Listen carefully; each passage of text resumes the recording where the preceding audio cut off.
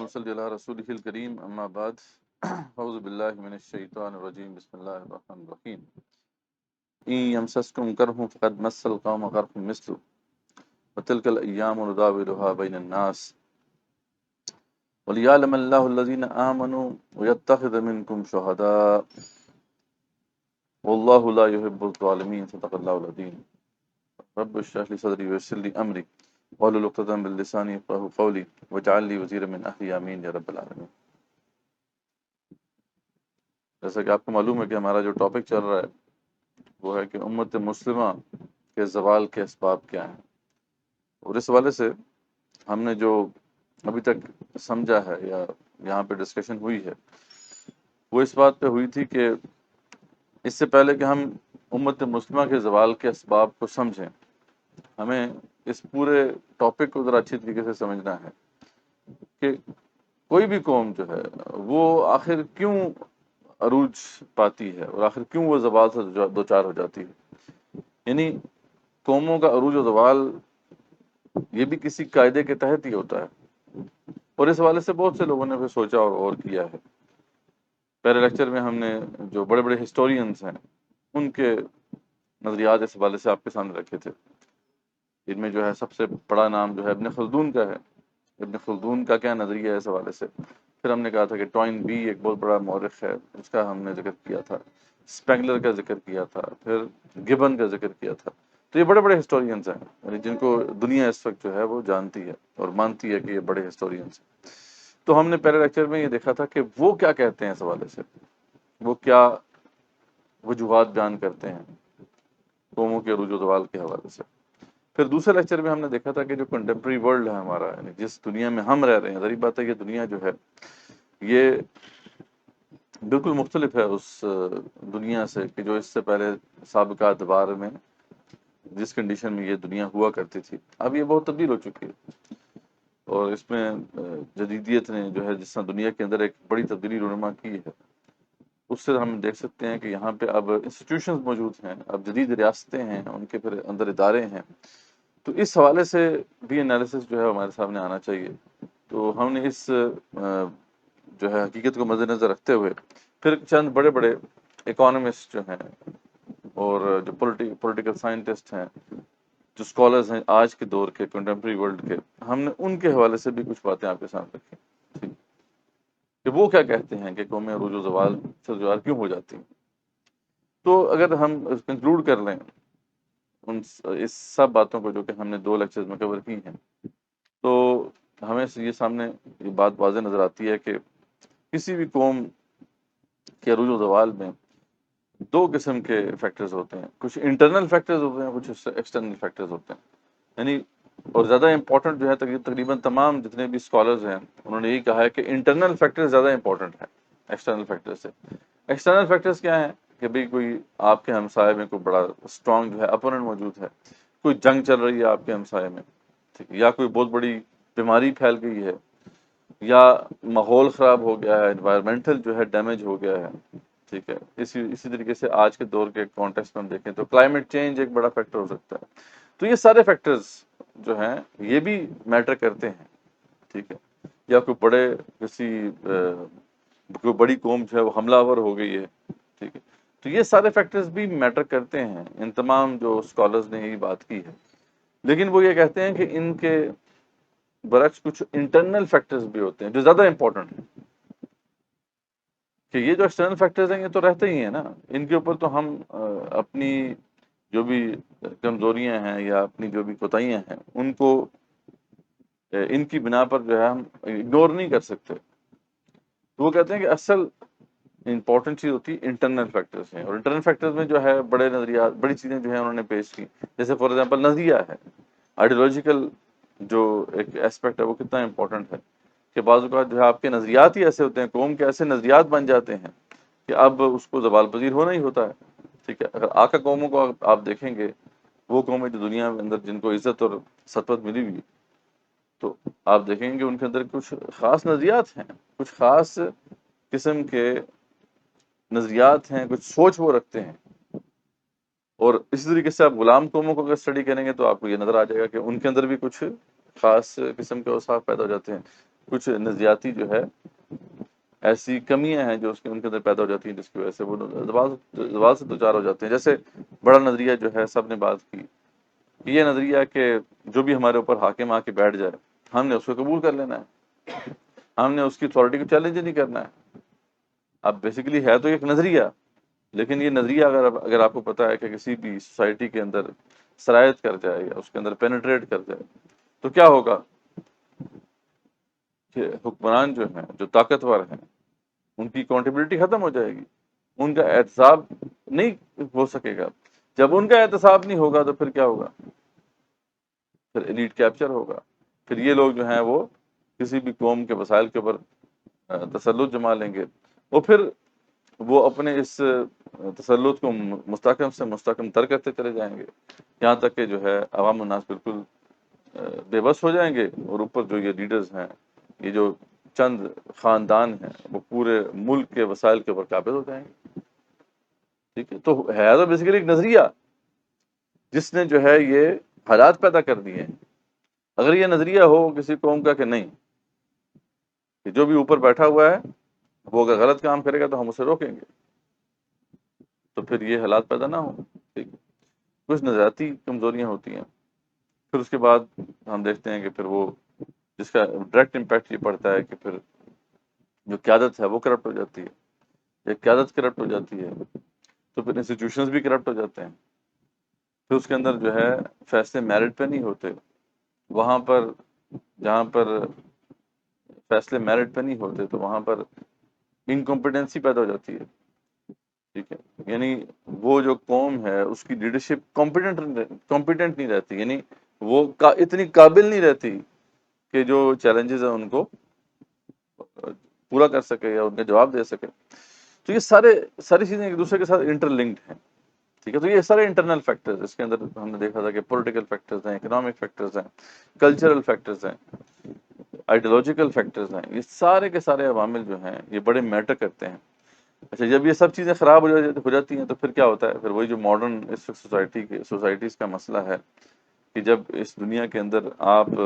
Education پہ focus نہیں کریں گے، انوویشن پہ فوکس نہیں کریں گے، یہ کہا جاتا ہے نا آج کل کے دور میں، کیا کہا جاتا ہے؟ وہی قوم ترقی کرے گی جو تعلیم پہ فوکس کرے گی، جو جدت پر فوکس کرے گی، انوویشن پہ فوکس کرے گی۔ ٹھیک ہے، جہاں پر اکنامک اوپننس ہوگی، یعنی معاشی طور پہ جو ہے آزادی ہوگی اور ایکول اپرچونٹیز ہوں گی، یعنی ایک عام فرد جو ہے سوسائٹی کا، اس کو ایک ایسا ماحول دیا جائے گا کہ وہ وہاں پر اگر محنت کرے تو ترقی کر کے اوپر آ سکے، یعنی فیئرنیس ہوگی۔ تو یہ سب چیزیں جب ہوتی ہیں تو پھر آٹومیٹیکلی کیا ہوتا ہے کہ ان سوسائٹیز کے اندر پھر اکنامک ایکٹیویٹی بھی ہوتی ہے، ان سوسائٹیز کے اندر جو ہے ویلتھ بھی جنریٹ ہوتی ہے، اور لوگ جو ہے وہ ان کے حالات بہتر بھی ہوتے ہیں۔ لیکن جب یہ سارے معاملات نہ ہوں تو آج کے دور میں جو ہے سوسائٹی جو ہے سسٹین نہیں کر سکتی۔ پہلے دور کا زمانہ اب نہیں ہے کہ آپ کے پاس اگر اپنا کچھ لینڈ ہے، آپ نے اس سے کچھ جو ہے چیزیں اگا لیں اور کچھ جو ہے مویشی آپ کے پاس ہو گئے تو آپ کا گزارا ہو گیا۔ جو ایگریرین سوسائٹیز تھیں، ایگریکلچر بیسڈ سوسائٹیز تھیں، ان کے اندر یہ تو تھا معاملہ کہ جی کھانا پینا چل رہا ہے نا، بس ٹھیک ہے، تو سوسائٹی چل رہی ہے۔ لیکن یہاں پہ تو معاملہ اب یہ نہیں رہا۔ ٹھیک ہے، اب ہماری نیڈز بہت بڑھ چکی۔ ٹھیک ہے، اب جو ہے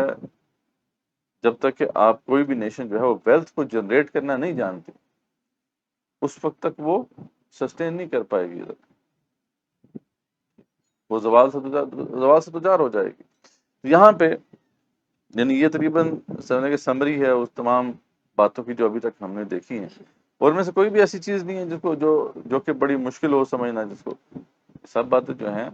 بڑی لاجیکل ہیں، بڑی دو چار کی طرح سیدھی باتیں۔ آج ہم دیکھیں گے قرآن و سنت اس والے سے کیا رہنمائی کرتا ہے۔ ٹھیک ہے، ہم یہ تو ہم نے دیکھا کہ جو ایسے اسکالرز جنہوں نے اس پہ غور کیا ہے اس موضوع کے اوپر، تو کچھ اصول ان کو سمجھ میں آئے، کچھ حقائق سے انہوں نے پردہ اٹھایا۔ لیکن یہ ہے کہ قرآن و سنت جو ذریعہ بات ہے ہمارے سامنے نالج لے کر آتے ہیں، یہ تو پھر ختمی نالج ہے نا، تو آپ دیکھیں گے وہ تمام چیزیں بھی اس میں کور ہو جائیں گی اور کچھ مزید انسائٹس بھی ہمیں ملیں گی۔ ٹھیک ہے، تو سب سے پہلے جو ہے ہم دیکھتے ہیں کہ جیسے اسپینگلر نے بھی یہ بات کہی تھی اور ابن خلدون نے بھی یہ بات کہی تھی کہ عروج و زوال کا ایک تو معاملہ بڑا واضح ہے کہ عروج و زوال ایک سائیکلک پروسیس ہے، یہ اللہ تعالیٰ کا نظام ہے۔ اللہ تعالیٰ کسی قوم کو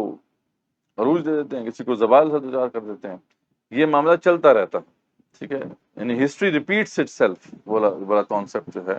جو قرآن مجید اس بات کو بھی ڈینائی نہیں کرتا۔ اللہ تعالیٰ سورہ جو ہے سورہ آل عمران میں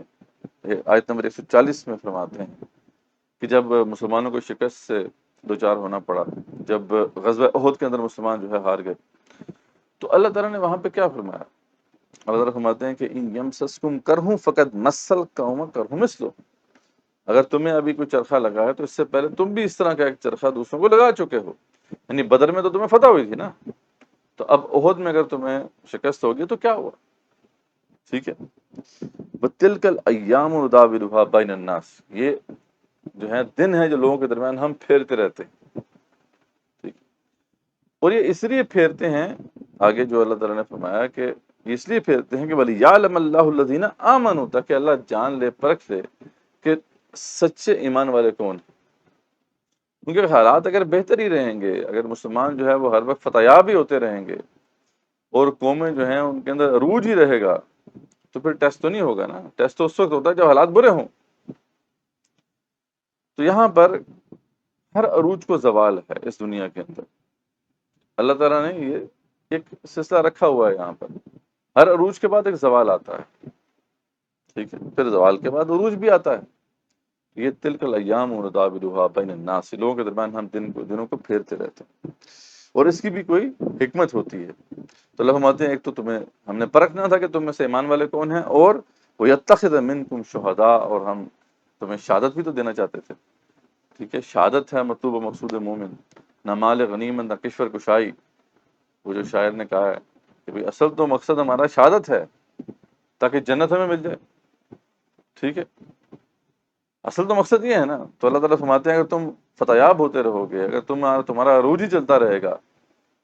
تو تمہارے اوپر مشکلات ہی نہیں آئیں گی، تم جو ہے شہید ہی نہیں ہوگے، جب تم شہید ہی نہیں ہوگے تو پھر جنت کیسے ملے گی؟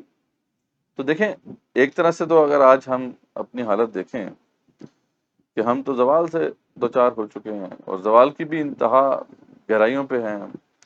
لیکن ایک لحاظ سے دیکھا جائے تو اپرچونٹی بہت بڑی ہے، ٹھیک ہے، اگر ان حالات کے اندر ہم اگر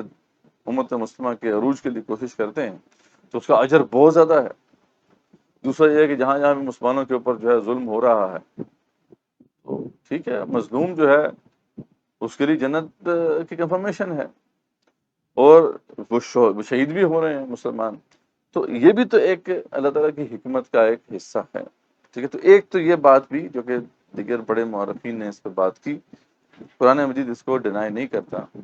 یہ ایک سائیکلک پروسیس ہے، عروج و زوال یہ ہوتا ہے، اور اصل میں یہ امتحان ہے، یہ دنیا جو ہے ایک امتحان کا ہے، اس میں اللہ تعالیٰ نے پرکھنا ہے کہ اگر کوئی قوم جو ہے اگر عروج ہے اس کے پاس، تو اس کے جو باسی ہیں، اس کے رہنے والے ہیں، کیا کرتے ہیں، ان کو اس حساب سے جو ہے کچھ کرنا ہے، کچھ کنڈکٹ ہے جس کو فالو کرنا ہے، اور اگر ہم زوال سے دوچار ہو جاتے ہیں تو اس کے مطابق ہمارا حساب کتاب ہوگا، جیسا کہ اب ہم دیکھ رہے ہیں نا کہ ہم تو زوال پہ ہیں۔ تو اس وقت ہمارا امتحان یہ ہے کہ کیا ہم یہاں سے نکلنے کی کوشش کرتے ہیں یا نہیں کرتے، یا ہم یہ ہے کہ ان کنڈیشنز کو بالکل منوان قبول کر لیتے ہیں اور تسلیم کر کے بیٹھ جاتے ہیں، تو اس حساب سے پھر ہمارا اخروی جو ہے وہ فیصلہ ہو جائے گا۔ تو ایک تو یہ بات قرآن مجید نے ہمارے سامنے رکھی ہے۔ پھر اس کے بعد جیسا کہ ہم نے ذکر کیا کہ جو مورخین ہیں اور جو اسکالرز ہیں انہوں نے بات کی کہ نظریات بڑے امپورٹنٹ ہوتے ہیں، آئیڈیالوجیز بڑی امپورٹنٹ ہوتی ہیں، تو قرآن مجید بھی اس بات کو واضح کرتا ہے۔ سورہ آل عمران میں اللہ تعالیٰ فرماتے ہیں بنی اسرائیل کی تاریخ بیان کرتے ہوئے کہ یہ جو اتنی عظیم قوم تھی جن کی تربیت انبیاء نے کی تھی علیہ السلام، ٹھیک ہے نا، یہ بات ہے کہ انبیاء کے ٹرین شدہ یہ لوگ تھے، تو معمولی بات تو نہیں ہے نا۔ بنی اسرائیل وہ قوم ہے جن کے اندر مطلب سینکڑوں انبیاء آئے، اور انبیاء کا جو ہے نہ ختم ہونے والا سلسلہ تھا علیہ السلام، یعنی ایک نبی، بعض اوقات تو ایسا ہوتا تھا کہ ایک نبی کی موجودگی میں ہی دوسرا نبی آ جاتا تھا، ٹھیک ہے، یعنی ایک ایک وقت میں جو ہے ملٹیپل انبیاء بھی موجود تھے علیہ السلام۔ اور ایک ان بروکن چین تھی جو ہے ان کے اندر آتی رہی عیسیٰ علیہ السلام تک، یعنی عیسیٰ علیہ السلام ان کے آخری نبی ہیں اور وہ رسول بھی ہیں۔ تو اللہ تعالیٰ فرماتے ہیں کہ پھر ان کے ساتھ ہوا کیا؟ یہ اتنی عظیم قوم، اتنی بڑی قوم آخرکار زوال سے دوچار کیوں ہو گئی؟ آخرکار یہ حالت ان کی کیسے ہو گئی کہ وہ مغلوب ہو گئے اور ذلت اور پستی ان پر جو ہے وہ تھوپ دی گئی؟ اس سب کا جو ہے ایک سمجھ لیں کہ ایک کرکس یا جو لب لباب ہے وہ یہاں پہ بیان ہوتا ہے۔ اللہ فرماتے ہیں کہ ذالک بانہم قالوا لن تمسنا النار الا ایاما معدودات، ٹھیک ہے، یہ سب اسی لیے ہوا، یعنی یہ قوم جو ہے زوال سے دوچار اسی لیے ہوئی کہ ان کے عقیدے میں ایک خرابی آ گئی تھی، نظریے کے اندر خرابی آ گئی تھی۔ نظریے میں خرابی کیا آ گئی تھی کہ یہ سوچنا شروع کر دیا انہوں نے کہ ہمیں تو آگ نہیں چھوئے گی جہنم کی مگر گنتی کے چند دن، ٹھیک ہے جی، یعنی گنتی کے چند دن آگ نے چھونا ہے، اس کے بعد ہم نے جنت چلے جانا ہے۔ جب یہ سوچ کسی قوم کے لوگوں کی بن جائے کہ ہم جو مرضی کریں، ہم جو مرضی کرتے پھریں، آخر کار ہمیں جنت میں چلے ہی جانا ہے، اور جہنم میں جانا بھی پڑا تو وہ گنتی کے چند دن اللہ تعالیٰ میں ڈالے گا۔ تو اب خود امیجن کر سکتے ہیں کہ پھر اس قوم کے جو لوگ ہیں ان کے اندر اب تو کوئی خیر کا کام کرنے کا جذبہ تو نہیں رہے گا، وہ کیوں خیر کا کام کریں گے، وہ کیوں اچھے کام کرنے کی طرف جو ہے وہ اپنے آپ کو لگائیں گے؟ تو اللہ فرماتے ہیں کہ یہ ہلکا سا جو رکھنا پڑا ان کے عقیدہ آخرت میں، اس نے ان کو تباہ کر دیا۔ اللہ فرماتے ہیں وغرہم فی دینہم ما کانوا یفترون، اور جو اپنی من گھڑت بات تھی، جو اپنی سوچ تھی ان کی، حالانکہ یہ حقیقت تو نہیں تھی، یہ تو اللہ نے کہاں پہ کہا تھا کہ جناب تم جنت میں چلے ہی جاؤ گے، یہ تو اپنی من گھڑت ایک کہانی جنہوں نے ذہن میں ڈالی تھی، تو اسی نے ان کو دھوکے میں ڈال دیا، اور اس طریقے سے وہ لوگ اتنی عظمت کے اس مقام سے گر کے جو ہے پستی کے اس مقام پہ آ گئے۔ تو یہ بڑا امپورٹنٹ معاملہ ہے کہ نظریات آپ کے کیا ہیں۔ میں نے آپ کو لاسٹ ٹائم بھی بتایا تھا، آگے ہم انشاءاللہ علامہ اقبال رحمۃ اللہ علیہ کے حوالے سے بھی اس بڑے اہم کانسیپٹ کو سمجھیں گے۔ علامہ اقبال رحمۃ اللہ علیہ اس بات کو بڑے اچھے طریقے سے سمجھتے تھے کہ یہ قوم جو ہے یہ زوال سے دوچار کیوں ہو گئی۔ اس پہ ان کا جو انالیسس تھا اس میں انہوں نے کہا تھا کہ ایک بہت بڑا جو فیکٹر ہے وہ عقائد کی صحیح تفہیم نہیں ہے، عقائد کا صحیح مفہوم نہیں ان کو پتا، ان کو لا الہ الا اللہ کا مطلب نہیں پتا، ان کو تقدیر کا مطلب نہیں پتا۔ یہ بڑے بڑے جو کانسیپٹس تھے ہمارے اسلاف نے جس طرح ان کو سمجھا تھا، ہمارے لوگ اس کو اس طریقے سے نہیں سمجھ رہے۔ تقدیر کے اوپر جو ہے بہت انہوں نے اشعار کہے کہ کتنا بڑا مسئلہ ہے یہ، کہ کیا کہوں کیا ہے نام اس کا، خدا فریبی کہ خود فریبی، عمل سے غافل ہوا مسلمان بنا کے تقدیر کا بہانہ۔ تقدیر کے اس تصور نے، جبری تصور نے امت مسلمہ کا بیڑا غرق کر دیا پکڑ کے۔ کانسیپٹ تو وہی ہے، صحابہ کرام رضوان اللہ تعالیٰ علیہم جس طرح اس کو سمجھتے تھے ہم نے اس طرح سمجھے گی۔ اس طرح لا الہ الا اللہ یہ چھوٹی بات ہے، بال فرماتے ہیں کہ اس سے بڑھ کر کیا فکر و عمل کا انقلاب، بادشاہوں کی نہیں اللہ کی ہے یہ زمین، یعنی یہ بات کہنا کہ لا الہ الا اللہ، اس سے بڑا انقلابی نعرہ تو کوئی ہو نہیں سکتا۔ کہاں پہ وہ لوگ تھے جب وہ کہتے تھے کہ لا الہ الا اللہ، تو وہ سوچ سمجھ کے کہتے تھے،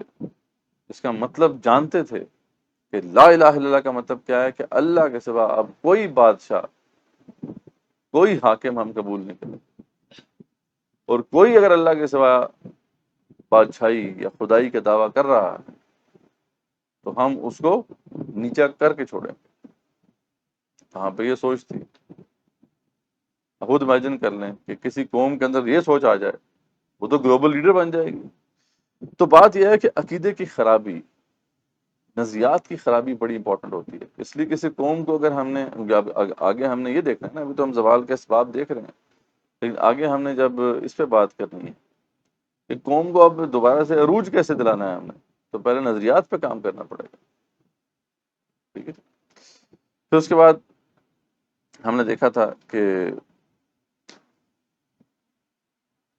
دیگر جو ہسٹورینز ہیں اور اسکالرز نے جو انالیسس کیا، اس میں وہ یہ بات کہتے ہیں کہ ملٹیپل فیزز ہوتے ہیں کسی بھی قوم کی، اگر تاریخ اٹھا کے دیکھیں تو اس میں ملٹیپل فیزز ہوتے ہیں۔ شروع کے لوگ جو ہوتے ہیں وہ تو جیسے کہتے ہیں نا کہ فقیر بادشاہ ہوتے ہیں، وہ تو فقیر ہوتے ہیں، سپہ سالار ہوتے ہیں نا، بڑے بڑے لیڈرز ہوتے ہیں، سپہ سالار ہوتے ہیں، تو ان کو مال و متاع سے اتنی وہ نہیں ہوتی، مال و متاع سے اتنا لگاؤ نہیں ہوتا۔ لیکن بعد میں کیا ہوتا ہے، جب وہ ایک ڈائنسٹی، ایک حکومت قائم کر دیتے ہیں، تو اس کے بعد جو دوسری جنریشن آتی ہے اس میں پھر کوئی سمجھ لیں کہ فقر کی کیفیت ہوتی ہے، وہ پھر بھی جو ہے جنہیں کہا جاتا ہے پریسٹ کنگز، ٹھیک ہے جی۔ یعنی شروع میں جو ہے وہ تو آتے تھے سپہ سالار، بڑے بڑے جو ہے کانکررز، وہ جب ایک علاقہ فتح کر لیتے تھے تو اس کے بعد جو دوسری جنریشن ہوتی تھی ان کی، اس کے اندر بھی بہرحال وہ جذبہ ہوتا تھا کسی نہ کسی حد تک، اور وہ معاملات کو صحیح لے کے چلتے تھے۔ تیسری جنریشن میں آ کے بہرحال وہ لوگ آ جاتے تھے کہ جنہوں نے وہ ٹف حالات تھوڑی دیکھے تھے، ان کو تو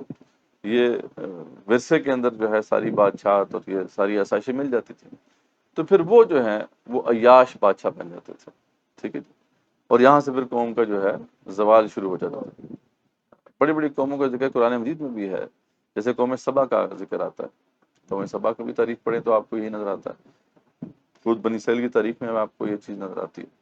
تو یہی بات اللہ تعالیٰ نے یہاں پہ واضح کی سورہ بنی اسرائیل میں کہ وَإِذَا أَرَدْنَا أَن نُهْلِكَ قَرْيَةً، جب اللہ تعالیٰ فیصلہ کر لیتے ہیں نا، اللہ فرماتے ہیں ہم جب فیصلہ کر لیتے ہیں کسی بستی کو تباہ کرنے کا، تو امرنا مترفیہا، تو پھر کیا ہے، تو امرنا مترفیہا، تو پھر ہم کیا کہتے ہیں کہ ایسے لوگوں کے ہاتھ میں اتھارٹی دے دیتے ہیں کہ جو کیا ہوتے ہیں فسقو فیہا، یعنی ایک تو وہ بڑے رئیس لوگ ہوتے ہیں، بادشاہ لوگ ہوتے ہیں، اور خوب پھر جو ہے وہ فسق اور خرابیاں کرتے ہیں۔ تو رئیس لوگوں کے ہاتھوں میں جو ہے اللہ تعالیٰ فرماتے ہیں کہ ہم پھر اقتدار دے دیتے ہیں، ٹھیک ہے۔ جب بھی کسی قوم کو ہم تباہ کرنے کا فیصلہ کرتے ہیں تو وہاں کے جو رئیس ہوتے ہیں ان کے ہاتھ میں اقتدار آ جاتا ہے، اور وہ خوب جو ہے ظلم کرتے ہیں، فسق کرتے ہیں۔ فحق علیہ القول فدمرناها تدمیرا، تو اللہ تعالیٰ کا جو پھر اللہ تعالیٰ کا حکم ہے وہ ان کے اوپر صادر آ جاتا ہے، اور اللہ تعالیٰ ان کو پھر تباہ کر دیتا ہے۔ تو یہ بھی ایک بڑا اہم فیکٹر ہے کہ مجھے اقبال نے بھی جس کا نقشہ کھینچا کہ میں تجھ کو بتاتا ہوں تقدیر امم کیا ہے، ہاں جی، شمشیر و ثنا اول طاؤس و رباب آخر، شروع میں تو ہے وہ شمشیر و ثنا ہوتی ہے، ٹھیک ہے جی۔ شروع میں جو لوگ آتے ہیں وہ تو تلوار سے لڑتے ہیں، بندوق سے لڑتے ہیں، لیکن بعد میں پھر جو ہے یاش لوگ آ جاتے ہیں، ان کے لیے پھر موسیقی اور پھر وہ شراب و کباب اور یہ سب چیزیں بڑی میٹر کرتی ہیں۔ امت مسلمہ کا اگر ہم تاریخ کا مطالعہ کریں تو ہمیں یہ بات بالکل واضح نظر آتی ہے، کہاں پہ وہ لوگ تھے جنہوں نے اس کی بنیاد ڈالی، اس عظیم اسلامک امپائر کی بنیاد ڈالی۔ وہ فقیر تھے، 3 بر اعظموں پر حکومت ہے لیکن کپڑا جو ہے پہنا ہوا وہ اس پہ پیبند لگے ہوئے ہیں۔ کہاں پہ وہ لوگ تھے اور کہاں پہ وہ لوگ آ گئے کہ جو یاشیوں میں اتنے اوپر گئے کہ کوئی جو ہے اپنی محبوبہ کے لیے جو ہے وہ تاج محل بنوا رہا ہے، کوئی جو ہے وہ اور کوئی محل بنوا رہا ہے، ٹھیک ہے جی۔ یعنی یاشیاں تھیں، ٹھیک ہے، حرم جو ہے عورتوں سے بھرے ہوئے تھے، موسیقی عام تھی، شراب عام تھی۔ تو جب اس طرح کے حالات ہو جاتے ہیں تو پھر ظاہری بات ہے پھر قوم کے مقدر میں پھر زوال ہی لکھا ہوتا ہے۔ تو یہ بھی ایک معاملہ ہے کہ جو یاش جو ہے لوگوں کے ہاتھ میں پھر حکومت آ جاتی ہے۔ پھر ایک اور بات جس کا ذکر سورہ شورا کے اندر ہے اور وہ بہت مشہور آیت ہے، جس سے واضح ہوتا ہے کہ تفرقہ بازی کتنا بڑا مسئلہ ہے۔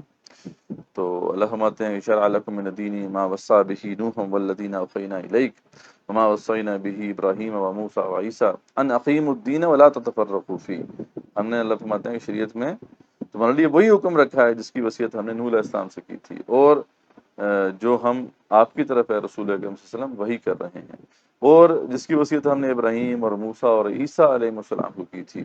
کہ دین کو قائم کرو، دین کو اسٹیبلش کرو، اور اس میں تفرقہ بازی مت کرو، تفرقے میں مت کرو۔ جہاں پہ بھی تفرقہ آ جاتا ہے وہاں پہ پھر ساری بات ہے پھر وہ قوم جو ہے وہ پھر زوال کا شکار ہو کے رکھتی ہے۔ اور جہاں پہ یونٹی آئے گی، دیکھیں جہاں پہ یونٹی آپ کریٹ کر پائیں گے وہاں پہ آپ دیکھیں گے کہ وہ قوم جو ہے وہ عروج پاتی ہے۔ یہ چاہے آپ وہ جو غیر مسلم نیشنز ہیں ان کا اگر آپ مطالعہ کریں ان کی تاریخ کا، ادھر بھی آپ کو یہ بات نظر آتی ہے کہ جب انہوں نے کوئی ایسی بنیاد تلاش کر لی کہ جس کی بنیاد پر جو ہے انہیں اتحاد نصیب ہو گیا، وہ یونیفائی ہو گئے، تو بڑی طاقت بن گئے، ٹھیک ہے۔ ورنہ وہی آپس میں جو ہے وہ ٹرائبل جو بھی نفرتیں تھیں اس کی بنا پر وہ لڑتے رہتے تھے آپس میں، ٹھیک ہے۔ خود یہاں پہ معاملہ کیا تھا، یہ جو ٹرائبل سوسائٹی تھی عرب کی، اس کے اندر کیا تھی، ڈویژنس تھی، ٹھیک، قبائلی عصبیتیں تھیں، لیکن جب رسول اکرم صلی اللہ علیہ وسلم نے صحابہ کرام کو ایک نظریے سے جوڑ دیا اور ان عصبیتوں ختم کر دیا، تو پھر کیا ہوا کہ وہی لوگ جو ہیں مل کے اتنی بڑی انہوں نے امپائر کھڑی کر دی۔ یہ آپ دیکھتے ہیں کہ اگر آپ چنگیز خان کو دیکھتے ہیں تو اس کا بھی معاملہ یہ تھا، اس سے پہلے جو ہے وہ منگولز کیا لڑاکا نہیں تھے، کیا منگول جو ہیں وہ ان کی ملٹری مائٹ اتنی بڑی نہیں تھی، لیکن یہ ہے کہ آپس میں قبائل تھے، قبائل لڑتے رہتے تھے۔ وہ چنگیز خان نے کیا کیا کہ ان کو یونیفائی کر دیا تو وہی اتنی بڑی طاقت بن گئے، پوری دنیا کو انہوں نے ہلا کے رکھ دیا۔ اس طریقے سے آپ اٹیلا کا دیکھ لیں،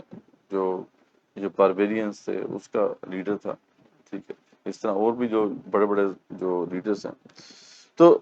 تفرقہ جو ہے بڑا مسئلہ ہے۔ امت مسلمہ کی اگر ہم تاریخ دیکھتے ہیں تو ہمیں یہ بات واضح نظر آتی ہے کہ ہم نے شروع میں ہی جو ہے دیکھا کہ اس کے اندر ایک تفرقہ پیدا ہو جاتا ہے، شیعہ سنی ڈیوائڈ شروع میں آ جاتی ہے۔ پھر بعد میں ہم نے دیکھا تھا کہ بنو ہاشم اور بنو جو ہے یہ جو امیہ ہے، بنو ہاشم اور بنو امیہ کی آپس میں جو منافرت تھی، ایک ٹرائبل ڈفرینس تھی، جو ڈفرینسز تھے، یہ یہاں پہ آ گئے تھے۔ بعد میں ہم جا کے دیکھتے ہیں کہ اجمی اور عربی کی ڈیوائڈ آ گئی۔ تو یہ ساری جو پھر ڈویژنز آتی گئیں، تفرقے بنتے گئے۔ پھر پہلے تو ظاہری بات ہے کہ جو دین کا معاملہ تھا وہ بھی یونیفائڈ تھا، لیکن بعد میں ہم دیکھتے ہیں کہ اس کے اندر بھی ڈویژنز آئیں۔ ڈویژنز تو تھیں، پہلے بھی موجود تھی، لیکن یہ ہے کہ وہ تفرقے کی بنیاد نہیں تھی۔ مطلب امام ابو حنیفہ رحمۃ اللہ علیہ کے اگر فالوورز ہیں، وہ اگر ایک خاص طریقے سے جو ہے شریعت کو سمجھ رہے ہیں، اور امام مالک، امام شافعی کے فالوورز ہیں خاص طریقے سے اس کو سمجھ رہے ہیں، تو ان دونوں کے درمیان کبھی بھی نفرت نہیں تھی، ڈفرینس تھا، ٹھیک ہے، لیکن یہ کہ ڈفرینس جو ہے اس نے تفرقہ پیدا نہیں کیا تھا، لیکن بعد میں ہم دیکھتے ہیں کہ تفرقے بن گئے۔ پھر ہر طرح سے ڈویژنز آنا شروع ہو گئیں۔ جب اوپر سے ذریعہ بات ہے ڈویژن آئے گی تو پھر نیچے بھی ڈویژنز جو ہیں وہ آنا شروع ہو جائیں گی۔ اور آج امت مسلمہ جو ہے جس حال میں ہے، وہ بالکل اپنی اس جگہ پہ کھڑی ہے کہ جہاں پہ اتنے فرقے بن چکے ہیں، اتنی ڈویژنز ہو چکی ہیں کہ ہمیں وہ گدی میں بھی نہیں آتے۔ کتنا فرقہ بازی کسی بھی قوم کے لیے جو ہے زہر قاتل، ٹھیک ہے جی۔ اس کے بعد قرآن کہتا ہے کہ عقل کا استعمال چھوڑ دینا، ٹھیک ہے، جو بہت بڑا ایک پہلو ہے۔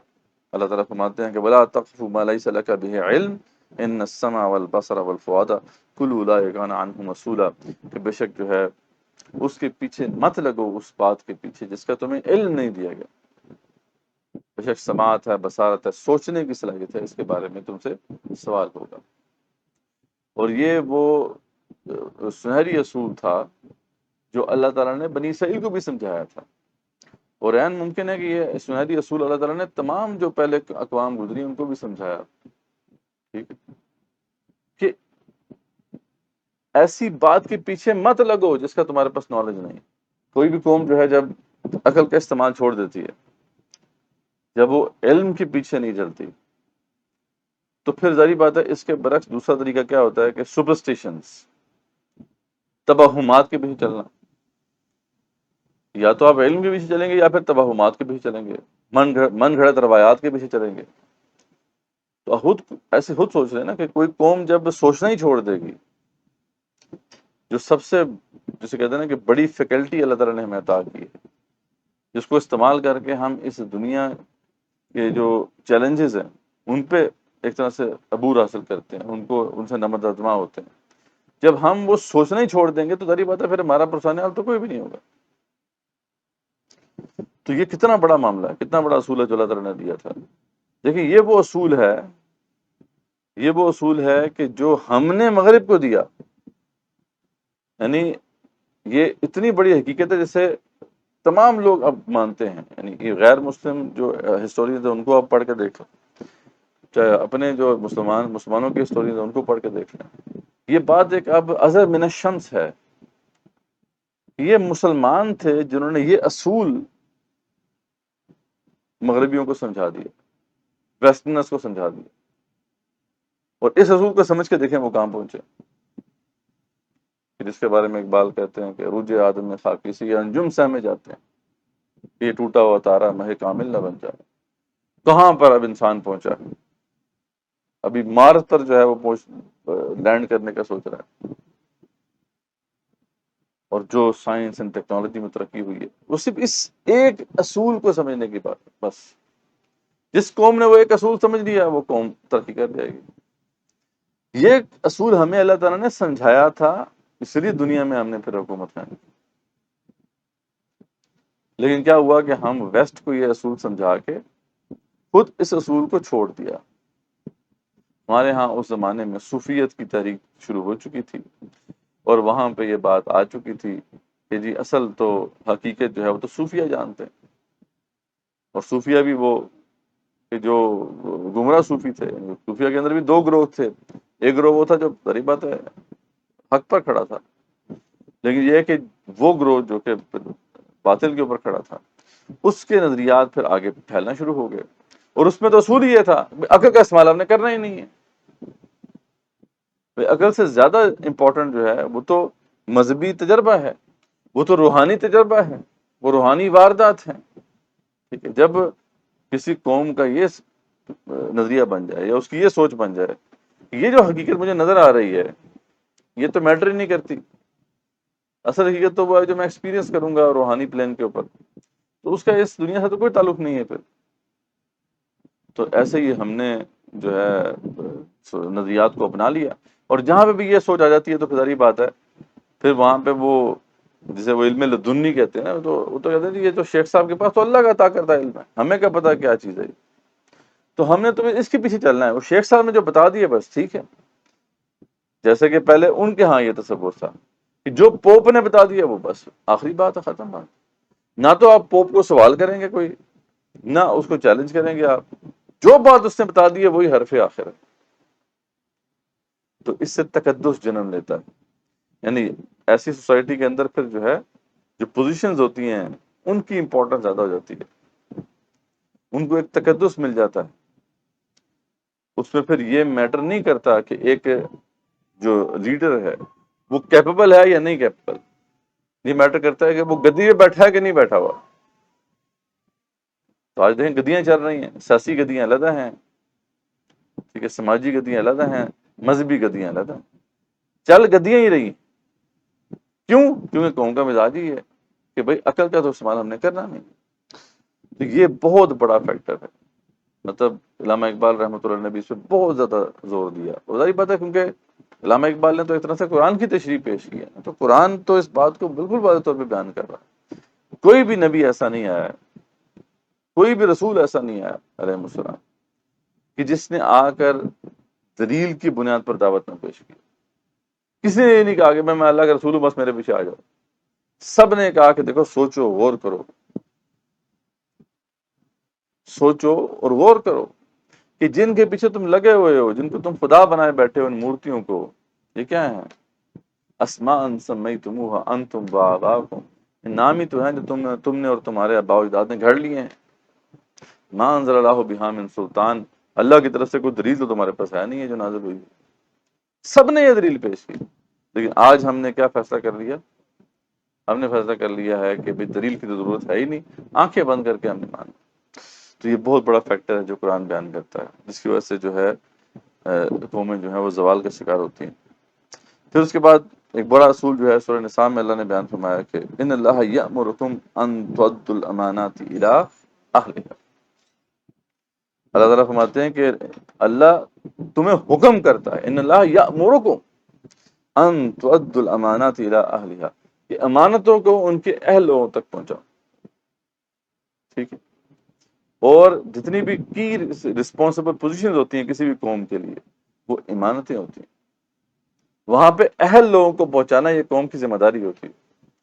اگر ان کی پوزیشنز کے اوپر اہل لوگ نہیں آئیں گے تو پھر کیا ہوگا؟ وہی ہوگا جو ہمارا حال ہے. ٹھیک ہے، تو اللہ تعالیٰ نے فرمایا تھا کہ یہ تمہارے لیے بڑی واضح انسٹرکشنز ہیں. وَإِذَا حَكَمْتُمْ بَيْنَ النَّاسِ أَن تَحْكُمُوا بِالْعَدْلِ، اور تم جب لوگوں کے درمیان فیصلے کرو تو عدل کے ساتھ فیصلے کرو. ان اللہ نعم ما یعظکم بہ، اللہ تعالیٰ تمہیں اس کی بڑی کہتے ہیں شد و مت سے نصیحت کر رہا. تو یہ بات ہے کہ ہم نے اس بات کو بھی مد نظر نہیں رکھا. اگر آپ تاریخ اسلام کو اٹھا کے دیکھیں تو اس کے اندر جب تک کہ یہ بات تھی، جب تک کہ ہمارے لوگ جو ہیں وہ میرٹ کو آنر کرتے تھے، جو بھی کی پوزیشنز تھیں ان کے اندر اہل لوگ بیٹھے ہوئے تھے، ہم ترقی کر رہے تھے. لیکن بعد میں کیا ہوا، وہی جو تفرقہ بازی بیچ میں آئی، وہی بنو ہاشم اور بنو امیہ کی تقسیم، پھر بعد میں اجمی اور عربی کی تقسیم، اس نے ہمیں ہمارا بیڑا غرق کر دیا. یعنی خلافت بنو عباس کے زمانے میں یہ بات شروع ہو گئی تھی کہ یار یہ تو اجمی لوگ جو ہیں بڑی کی پوزیشن میں بیٹھے ہوئے ہیں، ان کو ہٹاؤ، عرب ان سے بہتر ہے. حالانکہ اس سے پہلے کا اصول یہ تھا کہ یار جو کیپیبل ہے اس کو بٹھایا جائے. اب اس میں اجمی لوگ اور زیادہ کیپیبل تھے، ان کو بٹھایا گیا تھا ان پوزیشنز کے اوپر، اور وہ اچھا پرفارم کر رہے تھے، سوسائٹی بھی صحیح چل رہی تھی. لیکن جب یہ چیز تبدیل کی گئی تو بعد میں پھر دیکھتے ہیں کہ وہ زوال شروع ہو گیا. تو یہ قرآن بیان کرتا ہے کہ امانتیں جو ہیں وہ اہل لوگوں کو اگر نہیں دیں گے تو پھر یہ ہے کہ آپ آگے نہیں بڑھ سکتے. پھر اس کے بعد ایک بہت بڑا اصول جس کو ہم اکثر نظر انداز کر دیتے ہیں، ایک بہت بڑا اصول، اور یہ امت مسلمہ کی غرض تاسیس بھی ہے. یعنی امت مسلمہ کو کھڑا بھی اس لیے کیا گیا، وہ ایک خاص ٹاسک ہے جو ان کو دیا گیا، اور وہ کیا ہے، امر بالمعروف اور نہی عن المنکر. کسی بھی سوسائٹی کے اندر اگر یہ چیز رہے گی،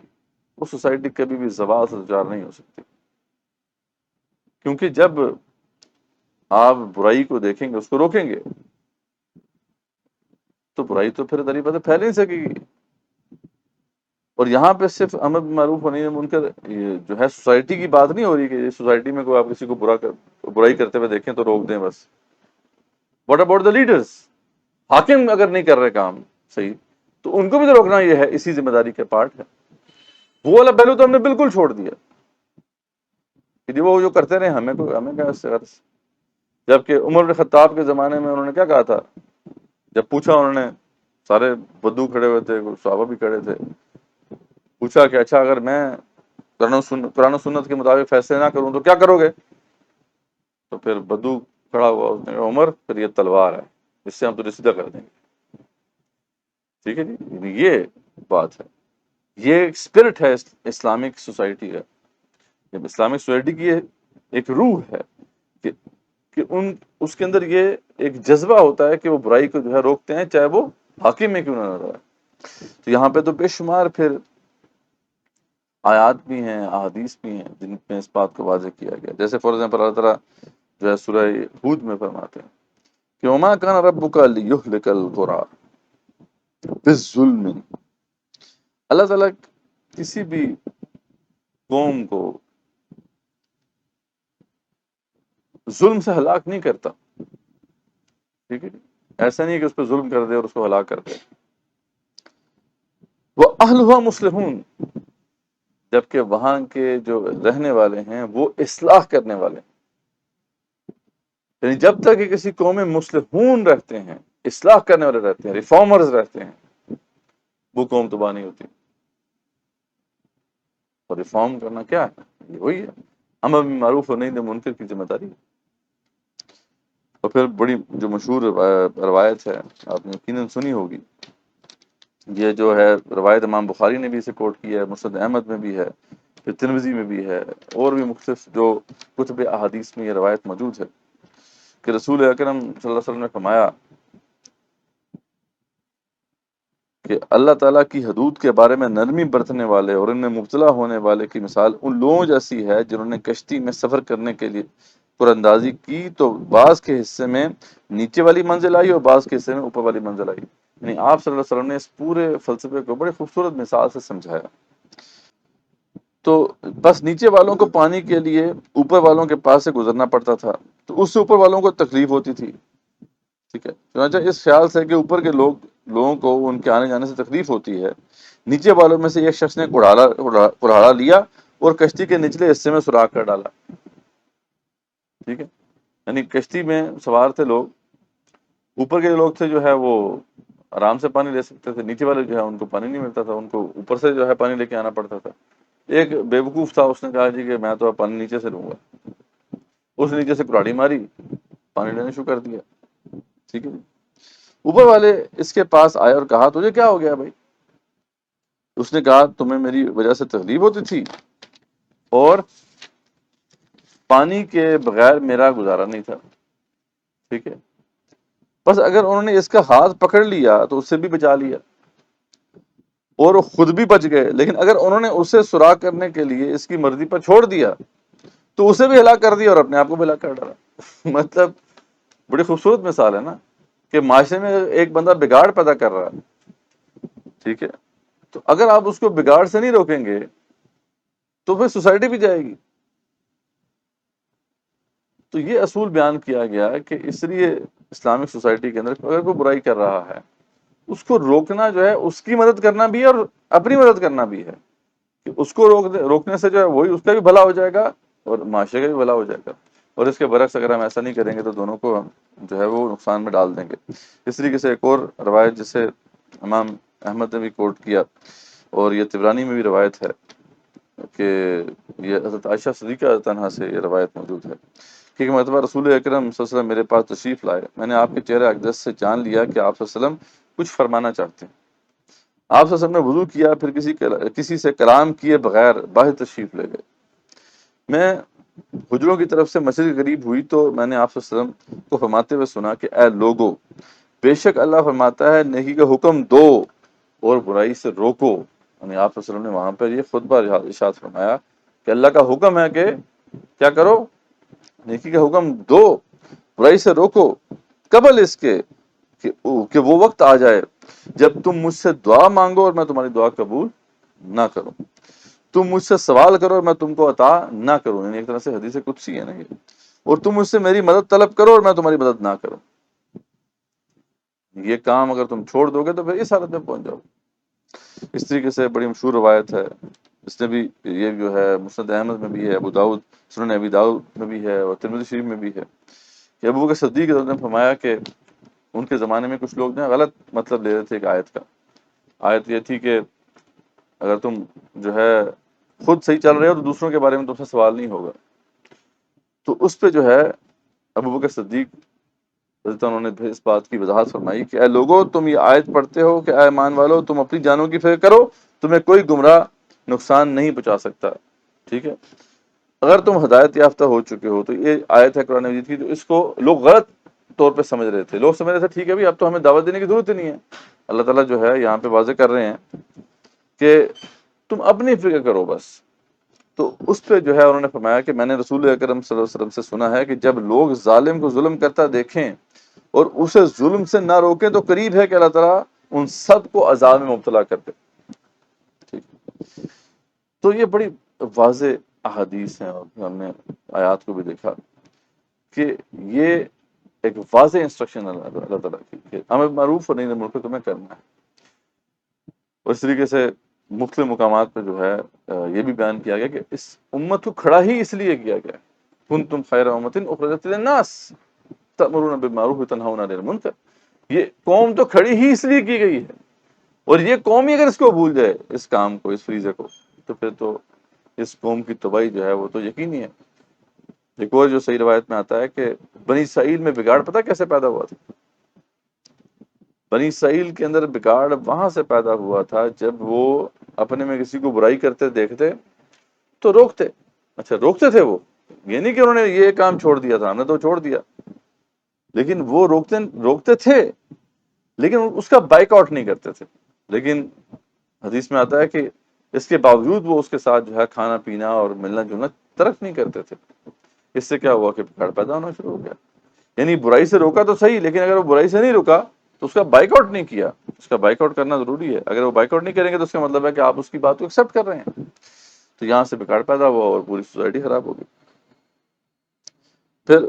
جو بہت ہی اہم بات ہے، جیسے تقریباً تمام جو ہے اسکالرز، جو ہم نے کنٹمپریری اسکالرز کی بات کی تھی، انہوں نے ذکر کیا ہے کہ رول آف لا بڑا ضروری ہے، یعنی قانون کی پاسداری ضروری ہے، عدل کا نفاذ ضروری ہے، ٹھیک ہے۔ یہ اگر نہیں کرو گے تو پھر سوسائٹی جو ہے وہ زوال سے دوچار ہو جائے گی۔ یہاں پہ بھی اللہ تعالیٰ نے سورہ مائدہ میں بار بار اس اصول کو بیان کیا، یا ایھا الذین آمنوا کونوا قوامین للہ شہداء بالقسط، ٹھیک ہے، اے ایمان والو اللہ کے لیے انصاف کی گواہی دینے کے لیے کھڑے ہو جاؤ، عدل کی گواہی دینے کے لیے کھڑے ہو جاؤ۔ ولا یجرمنکم شنآن قوم علی الا تعدلوا اعدلوا هو اقرب للتقوی، اور لوگوں کی دشمنی تم کو اس بات پر آمادہ نہ کرے کہ تم عدل کو چھوڑ دو، عدل کیا کرو، یہی تقوی سے زیادہ قریب تر بات ہے۔ واتقوا اللہ، اور اللہ سے ڈرتے رہو، ان اللہ خبیر بما تعملون، اللہ تعالیٰ جو ہے جو بھی تم اعمال کر رہے ہو اس کو اچھی طرح سے جانتا ہے، اس سے اچھی طریقے سے باخبر ہے۔ تو عدل قائم کرنا، جہاں عدل قائم نہیں کریں گے اگر آپ، تو پھر یہ ہے کہ وہاں پہ وہ سوسائٹی سسٹین نہیں کر پائے گی۔ پھر ہم نے کہا تھا کہ کچھ باتیں ایسی ہیں جو کہ ایک مسلمان قوم کے ساتھ منسلک ہیں۔ ایک تو کچھ وہ اصول ہم نے دیکھ لیے کہ جو اکراس دا بورڈ اپلائی کرتے ہیں، کوئی بھی قوم جو ہے ان اصولوں کو اگر چھوڑ دے گی تو وہ زوال سے دوچار ہو جائے گی، وہ اصول سب پہ اپلائی کرتے ہیں۔ لیکن کچھ خاص اصول ہیں جو کہ ایک مسلمان قوم سے متعلق، جس کے بارے میں اقبال نے کہا نا کہ یہ خاص ہے ترکیب میں قوم رسول ہاشمی، اپنی ملت پر قیاس اقوام مغرب سے نہ کر، خاص ہے ترکیب میں قوم رسول ہاشمی صلی اللہ علیہ وسلم۔ یعنی جب ہم انالیسس کریں گے تو اس لحاظ سے ہمیں تھوڑا سا ایک ڈسٹنکشن جو ہے رکھنی پڑے گی کہ ایک ڈفرنس ہے ایک ایسی قوم کا کہ جو مسلمان قوم ہے، اور ایک ایسی قوم جو کہ کفر پہ کھڑی ہے۔ اس میں سب سے بڑا ڈفرنس جو ہے وہ تو یہی ہے کہ جب کوئی قوم جو ہے اللہ کی شریعت یا اللہ کے دین کا نفاذ نہیں کرتی کوئی مسلمان قوم، تو پھر اس کو اللہ تعالیٰ عروج سے دوچار نہیں کرتے، وہ پھر ذلیل ہوتی ہے۔ تو یہ اصول جو ہے غیر مسلم قوم کے لیے نہیں، ٹھیک ہے، اس کے لیے پھر معاملہ یہ ہے کہ جو بھی اچھا کام کرے گی اس کو یہیں پر اس کا اجر مل جائے گا، آخرت میں تو اس کے لیے کچھ نہیں ہے۔ لیکن کچھ اگر بڑے اصول انہوں نے اپنا لیے تو دنیا میں تو بہرحال ان کو عزت مل جائے گی، لیکن ایک مسلمان قوم کا معاملہ بالکل اس سے برعکس ہے۔ اللہ تعالیٰ فرماتے ہیں قرآن مجید میں بار بار اس کا ذکر آتا ہے، اللہ فرماتے ہیں وَلَوْ أَنَّهُمْ أَقَامُوا التَّوْرَاةَ وَالْإِنْجِيلَ وَمَا أُنزِلَ عَلَيْهِم مِّن رَّبِّهِمْ لَأَكَلُوا مِن فَوْقِهِمْ وَمِن تَحْتِ أَرْجُلِهِم مِّنْهُمْ أُمَّةٌ مُّقْتَصِدَةٌ وَكَثِيرٌ مِّنْهُمْ سَاءَ مَا يَعْمَلُونَ۔ ٹھیک ہے جی، کہ اللہ فرماتے ہیں کہ یہ اصول تھا ہمارا تمام ان اقوام کے لیے جن کو ہم نے کتاب دی تھی، جن کو ہم نے شریعت دی تھی، اگر ولو انہم اقاموا التوراۃ والانجیل، یعنی اگر تو یہ تورات والے تورات قائم کرتے، یہ انجیل والے انجیل قائم کرتے، اور اب ہمارے لیے بھی یہ اصول ہے کہ ہم قرآن والے قرآن قائم کریں، تو پھر کیا ہوتا؟ اللہ تعالیٰ جو ہے ان کے لیے ہر طرح کے رزق کے دروازے کھول دیتا، تو یہ کھاتے اپنے اوپر سے بھی، لَأَكَلُوا مِن فَوْقِهِمْ وَمِن تَحْتِ أَرْجُلِهِمْ، اپنے نیچے سے بھی کھاتے۔ منہم امت مقتصدہ، لیکن ان میں سے کچھ تو جو لوگ تھے وہ درمیانی طرز کے تھے، ٹھیک ہے، کچھ خیر تھا ان کے اندر، وکثیر منہم ساء ما یعملون، لیکن اکثریت کا حال یہ تھا کہ بہت برے اعمال کرتے تھے۔ ایک مسلمان قوم اس اصول کو توڑ کر کبھی عزت حاصل نہیں کر سکتی۔ غیر مسلم قوم کا یا تو پھر چھوڑ دیں، یا تو آپ ایسا کریں کہ دین کو تج دیں، دہریے ہو جائیں، پھر اصول ہو رہے ہیں، پھر ٹھیک ہے، پھر باقی چیزوں کا اگر آپ خیال رکھیں گے جو باقی ہم نے پڑھے ہیں عوامل، باقی فیکٹر کا خیال رکھیں گے، آپ کو عروج مل جائے گا۔ اچھا، امت مسلمہ کے اندر بھی اگر آپ دیکھیں تو ایسی قومیں جنہوں نے پھر دین کو چھوڑ ہی دیا، جیسے ترکی کو آپ دیکھ لیں، ترکی کمال اتاترک نے بالکل دین کو جو ہے چھوڑ دیا، تو ترقی ملی پھر ہے جی، جب آپ نے بالکل سیکولرائز کر دیا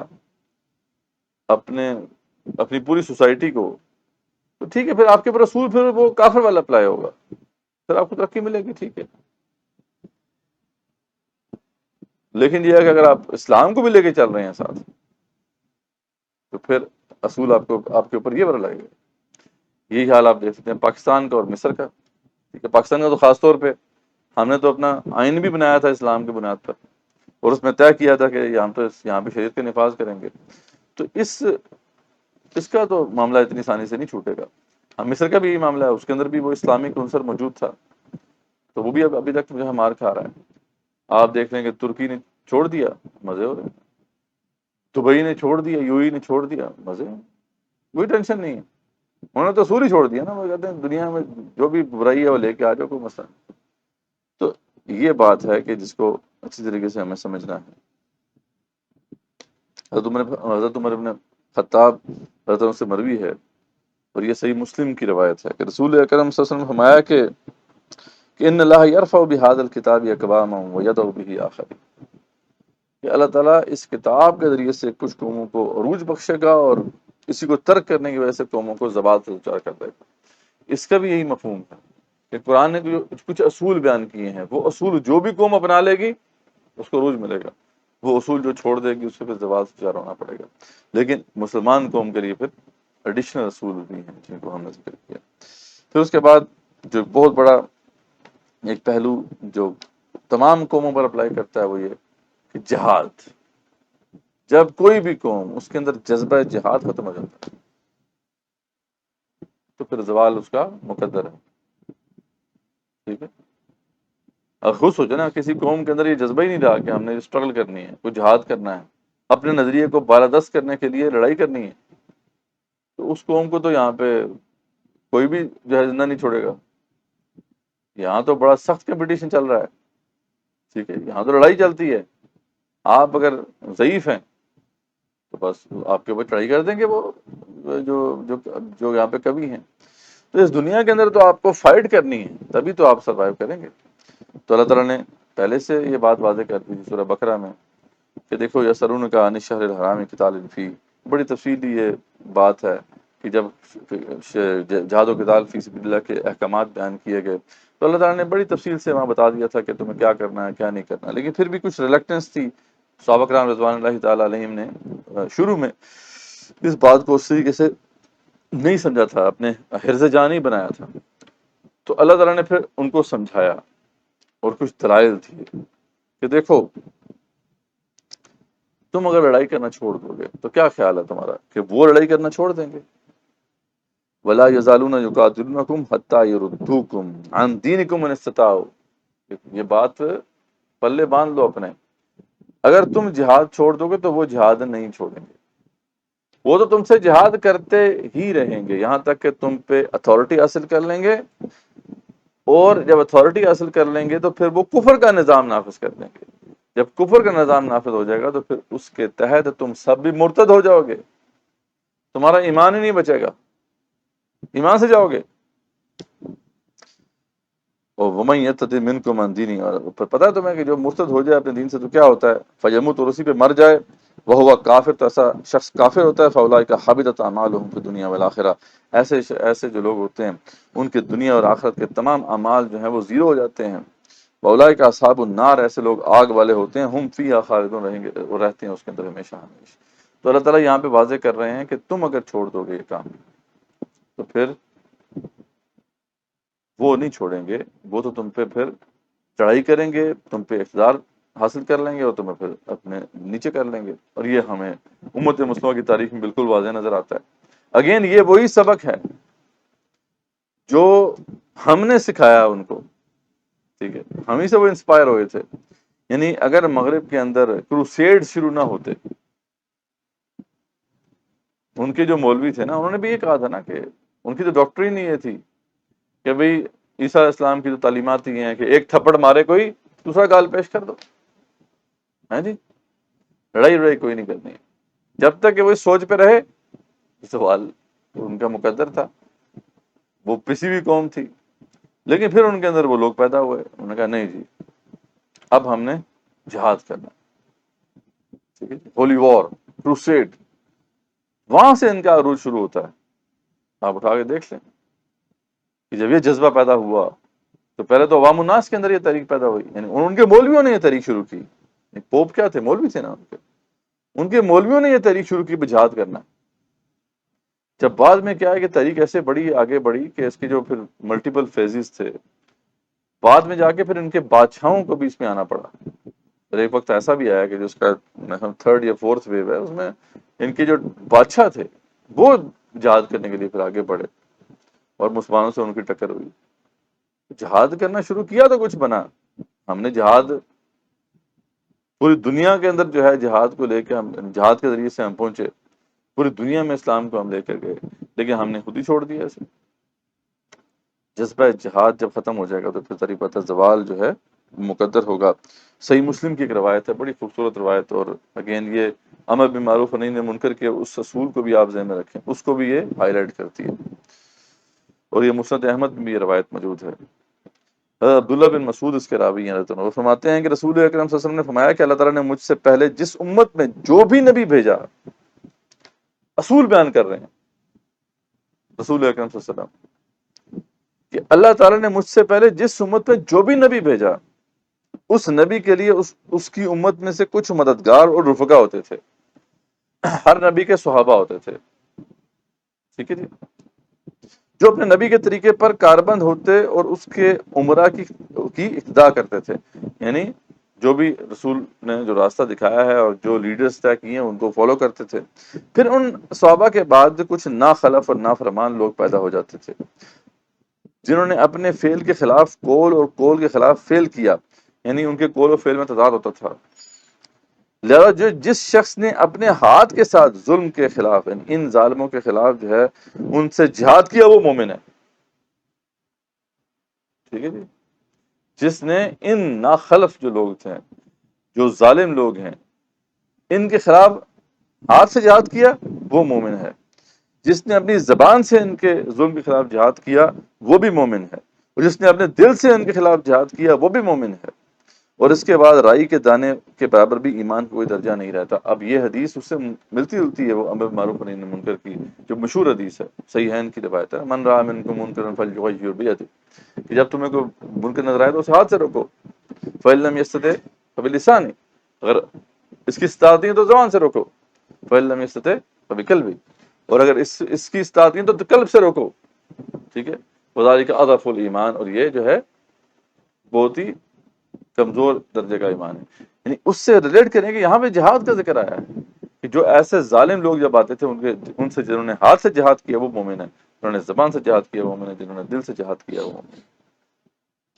اور ابو سعید خدری سے روایت موجود ہے کہ آپ سے فرمایا کہ افضل الجہادی کلمۃ عدل عند السلطان جائر، افضل ترین جہاد کیا ہے؟ کلمہ حق کہنا ظالم حاکم کے سامنے، افضل ترین جہاد یہ ہے، وہ اکاؤنٹیبلٹی آف لیڈرشپ۔ جب یہ چیز ہو کسی قوم کے اندر تو اس قوم کو کوئی پھر زوال سے دوچار نہیں کر سکتا۔ میں نے آپ کو بتایا سارا مسئلہ یہاں پہ ہے، تمام جو اسکالرز نے یہ بات کی ہے، جب لیڈر کی اکاؤنٹیبلٹی ختم ہو جاتی ہے پھر ایلیٹ کیپچر ہوتا ہے، پھر وہ جو ایلیٹ ہے، وہ جو یاش ایلیٹ ہوتی ہے، وہ تو پورے وسائل کے اوپر قبضہ کر لے گی۔ جب عوام سوئے ہوئے ہیں تو انہیں کیا ٹینشن ہے؟ وہ تو پھر پورے طریقے سے جتنے بھی وسائل ہیں ان کو اپنی جاگیر، ذاتی جاگیر بنائیں گے۔ تو عوام کے اندر جذبہ ہے نا، اگر وہ پیدا ہو جائے گا تو پکڑیں گے ان کے گربانوں کو پکڑیں گے، چھوڑیں گے نہیں ان کو۔ یہ اسلام کی اسپرٹ تھی، یہ اسلام کی سمجھنے کی طاقت تھی، جس کی وجہ سے اسلامک امپائر کبھی جو ہے زوال پذیر نہیں ہوتی تھی، مان چھوڑتے نہیں تھے اپنے حاکموں کو۔ لیکن یہ ہے کہ ہم نے تو اب کہنا ہی چھوڑ دیا، ہمیں تو کہا جاتا ہے کہ بھئی اب تو تمہیں بس اطاعت کرنی، جو مرضی کرتا رہے اوپر بیٹھ کے۔ تو یہ بھی روایت جو ہے اس بات کو واضح کرتی ہے۔ ایک اور روایت میں آتا ہے کہ رسول اکرم صلی اللہ علیہ وسلم فرمایا کہ ظالم کی مدد بھی کرو اور مظلوم کی مدد بھی کرو۔ صحابہ نے پوچھا رضوان اللہ تعالیٰ علیہم کہ مظلوم کی مدد تو ٹھیک ہے، ہمیں سمجھ میں آتی ہے، مظلوم کی مدد تو کرنی چاہیے، وہ ظالم کی مدد کیسے کریں؟ تو رسول اکرم صلی اللہ علیہ وسلم نے فرمایا کہ ظالم کی مدد یہ ہے کہ اس کو ظلم کرنے سے روک دو، یہ اس کی مدد ہے۔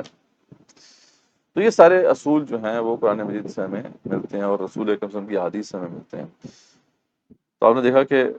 اس میں وہ تقریباً تمام چیزیں کور ہو گئی ہیں کہ جو ہم نے جو انالیسس کیا تھا بڑے بڑے مورخین کے حوالے سے، یا جو ہمارے کنٹمپریری اسکالرز ہیں، اکانومسٹ ہیں، پولیٹیکل سائنٹسٹ ہیں، انہوں نے جو باتیں کی، کافی حد تک قرآن مجید جو ہے وہ اس کا سب کا احاطہ کرتا ہے۔ یقیناً قرآن مجید تو تفصیلی کتاب ہے نا،